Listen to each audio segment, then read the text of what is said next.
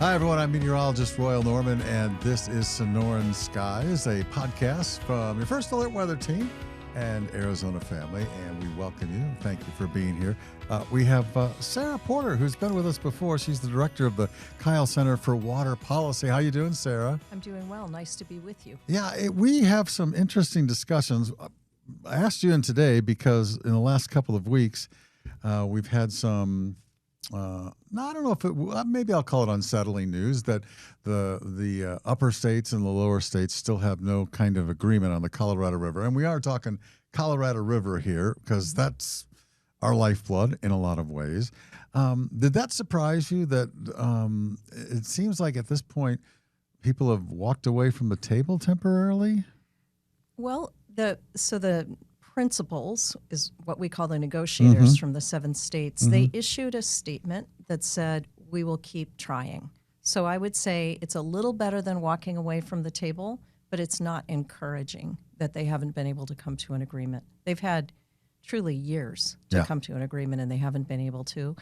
And that sort of tells us that there's, there are some issues that are obstacles, big obstacles. And by the way, I should ask you, first of all, tell me about the Kyl Center for Water Policy. I should have done that right off the top.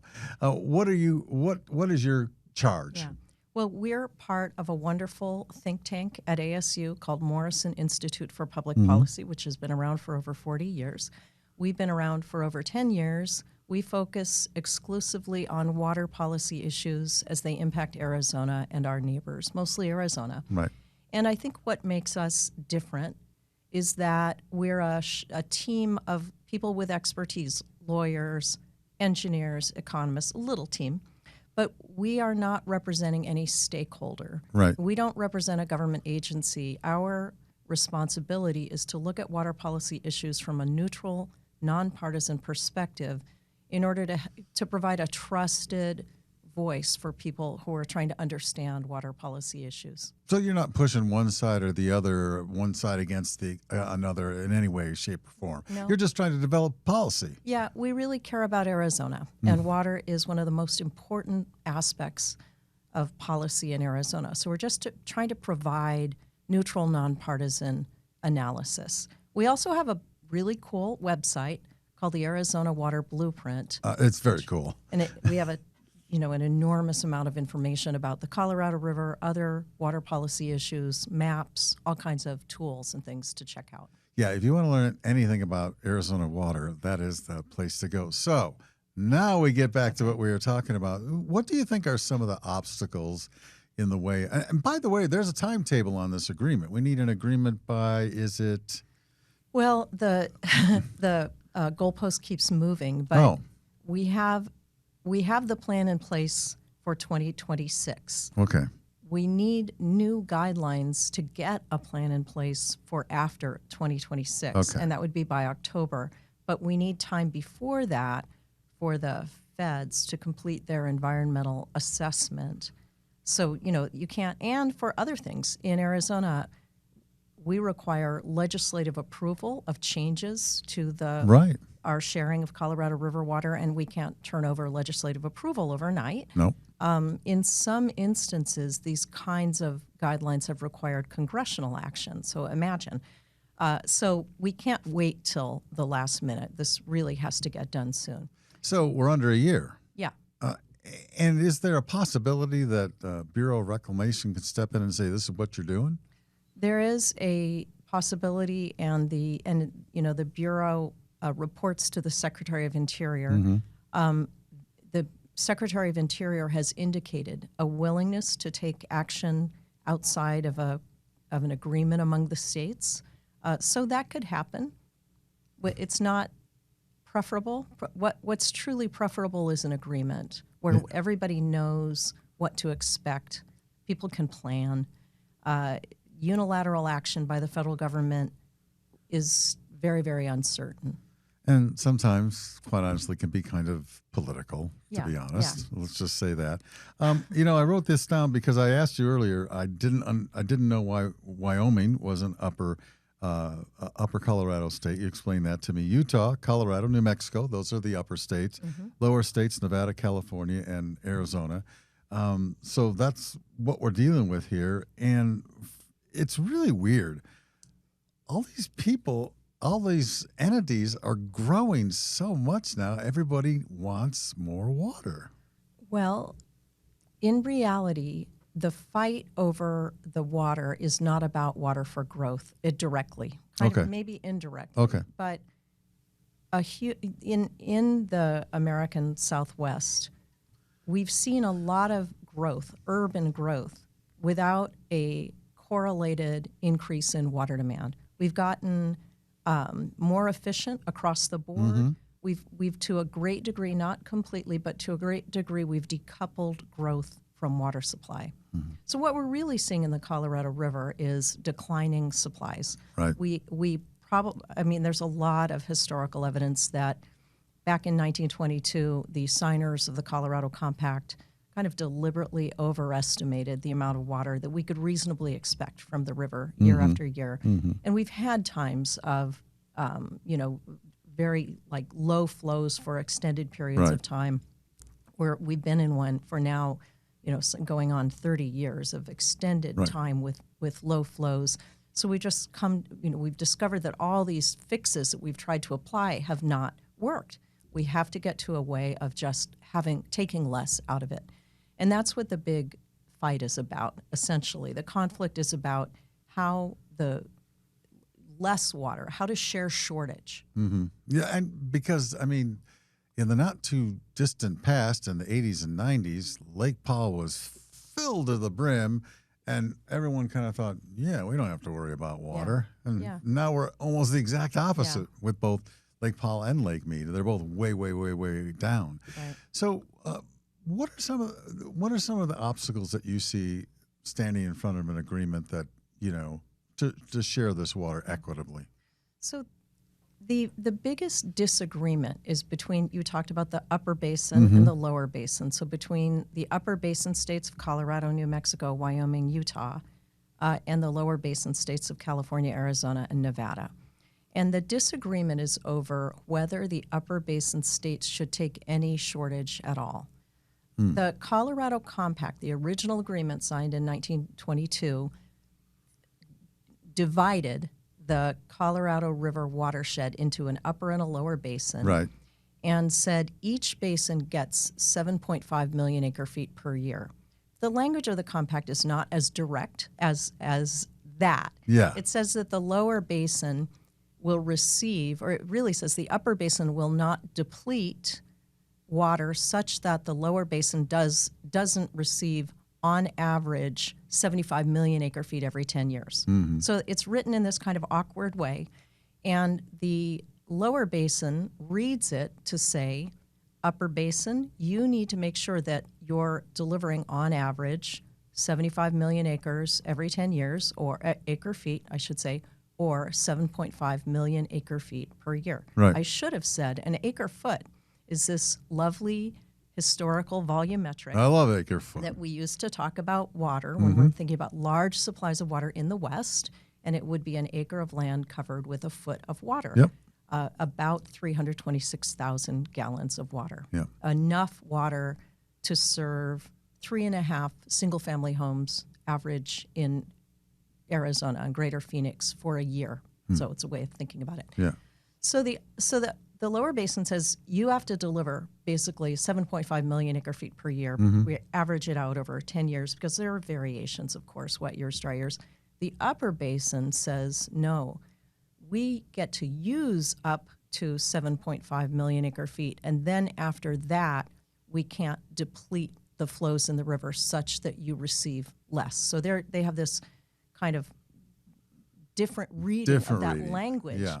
And so they have never built out demand up to 7.5 million acre feet. They're using maybe somewhere under 5 million acre feet. So they're saying we have no obligation to take any shortage because we're never using up to 7.5 million acre feet. The lower basin disagrees.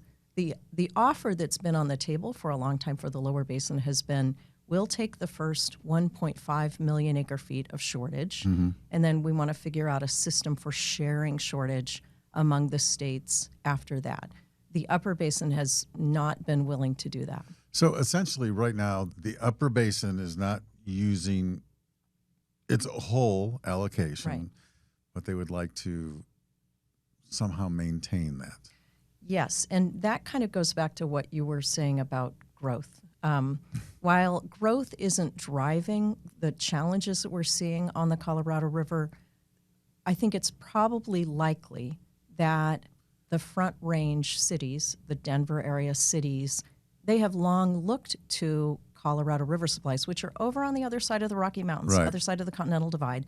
They've looked to those supplies as a supply for growth in the Front Range area.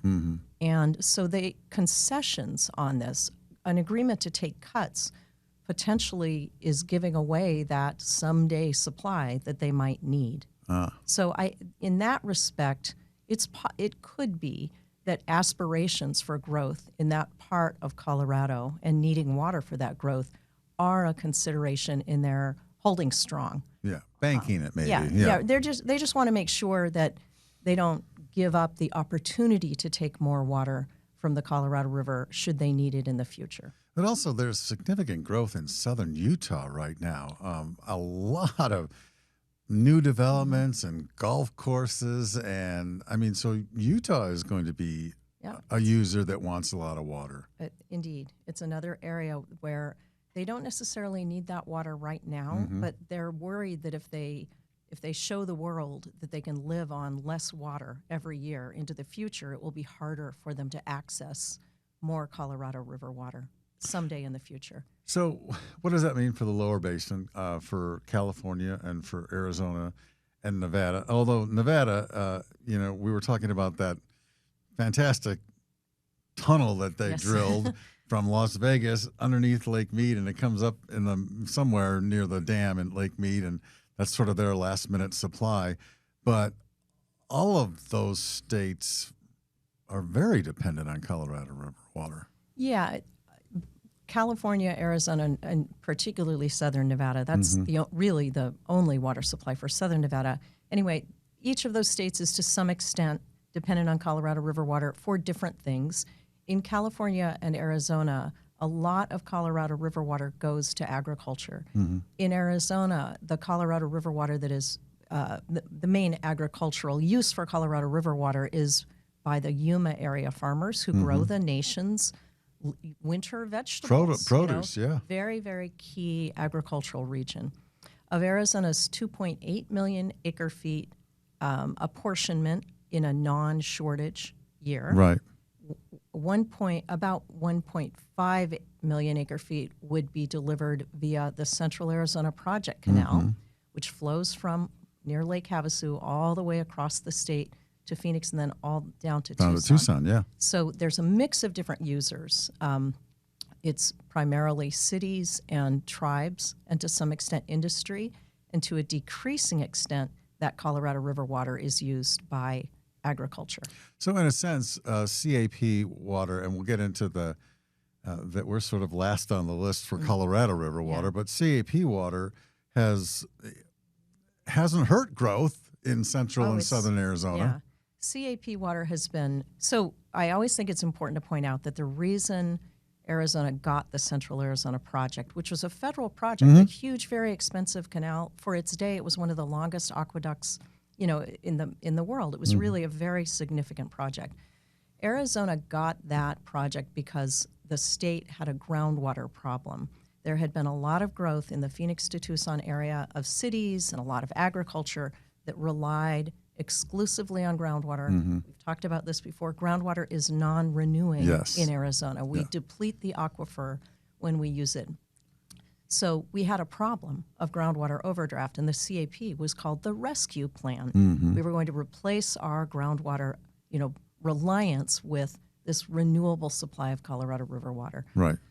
The first deliveries of CAP water were made in 1985, and there was a lot of growth from that time that was reliant on Colorado River water. We enacted our Groundwater Management Act and pushed urban growth onto renewable supplies. So if you were looking at the water supplies that different parts of Greater Phoenix rely on, you would see this middle part, which is the old lands that were farmed in the Salt River Valley, and they rely on water from SRP, from the Salt and Verde rivers. Right. And then there would be a ring of growth from really, a lot of it from the 80s and after that's reliant on Colorado River water because that water was coming in. Cities built surface water treatment plants to take that water and deliver it.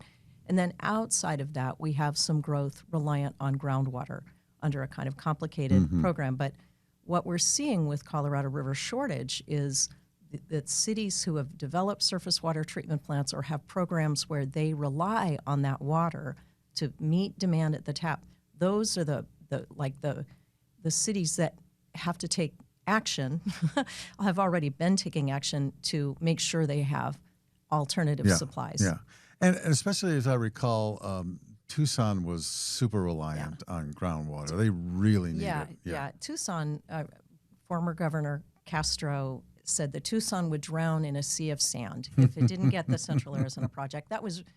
Groundwater was the only supply, really. They have the Santa Cruz River, but that wasn't significant enough to serve the whole city of Tucson. So they took delivery of CAP water. They started delivering it to their customers. The water came out brown. It caused a lot of consternation. Oh, boy. I think members of the council were recalled. It was a really big deal. So then Tucson did this kind of clever thing.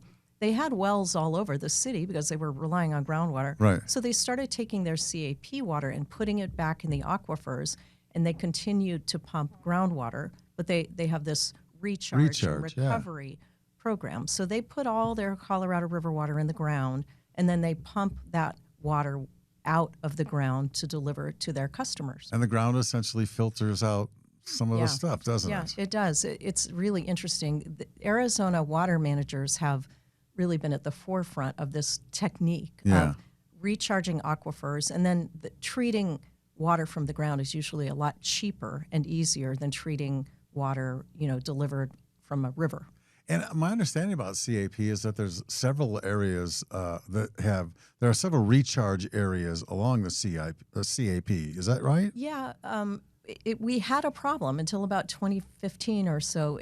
Central Arizona had a problem of too much Colorado River water, which is kind of hard to believe now. And so as part of a strategy for coping with too much, Arizona really innovated, the frameworks, legal framework, and then the practice of recharging aquifers with extra Colorado River water. That's why we have some growth on groundwater in mostly in our more, let's say, outer lying areas. That growth is permitted because the groundwater that's used is replenished. And originally, when that program was developed, the idea was this was another way to use up Colorado River water. We'll let that growth happen on groundwater, but we'll replenish it with some of our extra Colorado River water. So CAP water, I believe this is the really interesting thing. Because CAP was built and Arizonans wanted it built, was a U.S. government project. We're last in line, though, aren't we, on Colorado River water? Last. To get the delegation of the state of California to vote in favor of the financing, the big giant loan for the CAP, Arizona agreed to take junior priority for water users on the Central Arizona Project. So that means that in a shortage, absent some other agreement, the first cuts would go to CAP users. Really? Yeah. Wow, that's interesting. And theoretically, this is why the negotiations are important.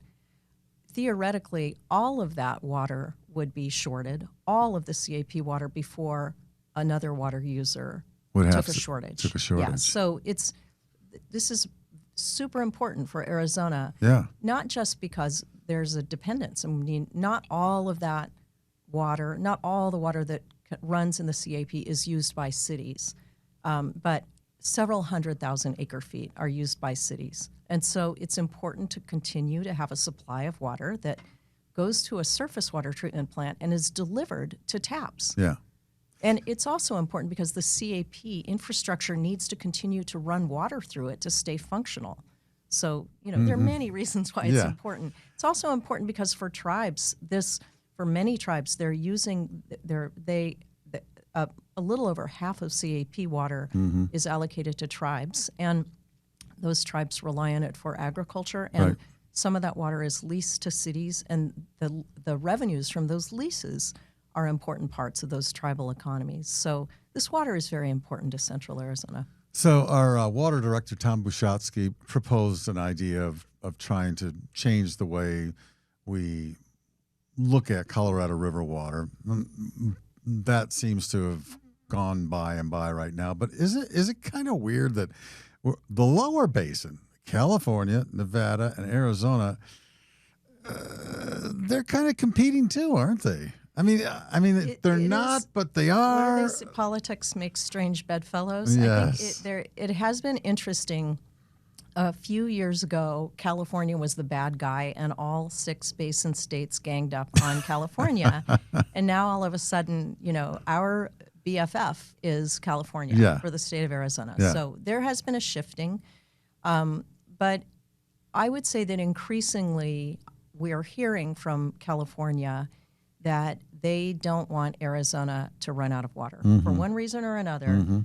There seems to be more understanding and commitment more generally, and this I would say is true, that generally people who are involved in the negotiations and hanging around on the edges understand that we don't want to see anyone go without water. No. We want to figure out ways that we can live with to get through this time and adjust to less Colorado River water. Yeah, and it does seem like we're going to continue to see less and less Colorado River water. That seems to be one of the constants at this point. I mean, we may have a wet year here and there, a huge snowpack or whatever. But the other thing about snowpack, as you know, is that we've had so many years with no snowpack. Sometimes, I was talking to one of the fellows who measures snowpack at SRP, and he was saying, yeah, we got this great snowpack, but it's all going right into the dirt because the dirt's so dry. When we have no monsoon, we see that the winter snows don't turn into flows in the way they do after a year, when we have a wet monsoon in the summer. Yeah. So, the ground is a sponge, and, it's going to sponge up all that melted snow. Yeah. It won't give up that melted snow until it's saturated. Yeah. So that dynamic is really important. I want to point out, though, something important. In the last few years, the lower basin states have reduced their Colorado River demand, and we hit the lowest demand, since the 1980s, I think, in 2024-ish. So we have significantly reduced demand in the lower basin. We're it's been pretty impressive how much the 3 states, particularly Arizona, have pushed down the amount of water that we're taking out of the Colorado River. Yeah, I really do think Arizona is sort of at the forefront of a lot of this water stuff, which is good and bad. Yes, understandable. That's for sure. Well, last time you were here, I asked you the question because you can go on so many podcasts or you can see on YouTube or whatever, is that Arizona will be dry in 25 years and unlivable and all that kind of stuff. That's not going to happen, is it? No. The Colorado River is an important source of supply. It's not the only source of supply. We have been storing up water in the aquifers to get through kind of the near-term and maybe slightly medium-term possibility of much more significant cuts in Colorado River water, and we're taking steps as a state and regionally to be ready for bigger cuts. So, the city of Phoenix and other cities are getting ready to upcycle effluent to potable through their advanced water purification projects. That will reduce reliance on Colorado River water. Just last week, the Arizona Water Infrastructure Finance Authority the board approved 4 different projects for importing water into the state of Arizona. There's still a lot of opportunity for reallocations that are voluntary within the state. And an example, it's not a reallocation, but there's the Colorado River Indian tribes on the main stem, meaning on the western border of the state, who have very high priority Colorado River supplies, have permission, they have federal authorization to lease some of their water. So that could be run in the CAP canal and delivered, it just needs lawyers. And there's a project to enlarge one of the reservoirs on the Verde, one of the dams on the Verde, Bartlett Reservoir. Right. And that would mean that during wet years on the Verde, and we've seen a few in recent years, that instead of the water running down the Salt River bed, the water could be, kept in that home reservoir for a and while. be available. Yeah. So that's just a handful of the projects. There's some work being done to transport groundwater from the groundwater subbasin next door to Buckeye. We have 4 groundwater basins that are set aside for allowing the raw groundwater to be moved. So there are a number of projects. I think it's inevitable that the region is going to need to develop some new water supplies. The Colorado River may, not be as dismal in years to come, but it's super unreliable. Yeah. And the prudent thing to do is to not rely on it to the degree that we have been relying on it. And don't you kind of think that if all the states, the users, don't get together and agree on a compact, it's going to, and if somebody even steps in and orders it one way or the other, that it's going to end up in court and then it's a mess? If there's no agreement by, that would be implemented by fall of 2026, there will be litigation. There are different things that could trigger the litigation, but there will be. And that, as a lawyer, I have to say, I don't think that's the worst thing because that provides a context that sometimes causes the parties to have more clarity than they would have in the absence of litigation. And I think Arizona and California have a pretty strong case regarding this fundamental disagreement between the upper and the lower basins. And it's very risky for the upper basin to fight that one out. So litigation could lead to settlement. It could lead to a favorable, court determination, maybe unfavorable. I think Arizona and California and Nevada have a bit of an upper hand if it came to that. It doesn't make it desirable, but it's not the worst thing. Right. So we haven't heard the last of this. No. Not by a long it's gonna go shot. on for a while. Yeah. And there's a big conference every year, the Colorado River Water Users Association conference in December. There will probably be a little blast of news, probably no more agreement then than we have now. Yeah. I think the reality for people who live in the Phoenix area is we need to make sure that we have other supplies of water available as all of this unfolds. And that means we have to be open to the idea of new investments, which means that our water rates will go up. It doesn't mean we'll run out of water. It doesn't mean Phoenix will go dry. I don't expect that to happen. But I do expect water rates to go up. And I think we have to kind of open our minds to the need for our continued water resilience, because doing water right is the reason that we never even had to think about it when we bought our homes. Why a business can start in Phoenix and they don't have to worry about water unless they need massive amounts of water. They just don't think about it. And we need to continue to support these investments in water resilience so that we can have this water security and not have to worry about it in the way we always have not or haven't for decades. Yes. Sarah Porter, thank you for joining us from the Kyl Center for Water Policy, the director.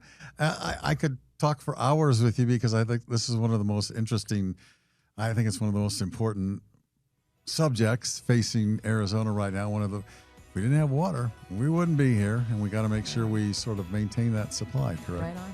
Yeah, there you go. Exactly right. Thanks for joining us. It's been a pleasure. Yeah, Thanks. have a great day. Thank you.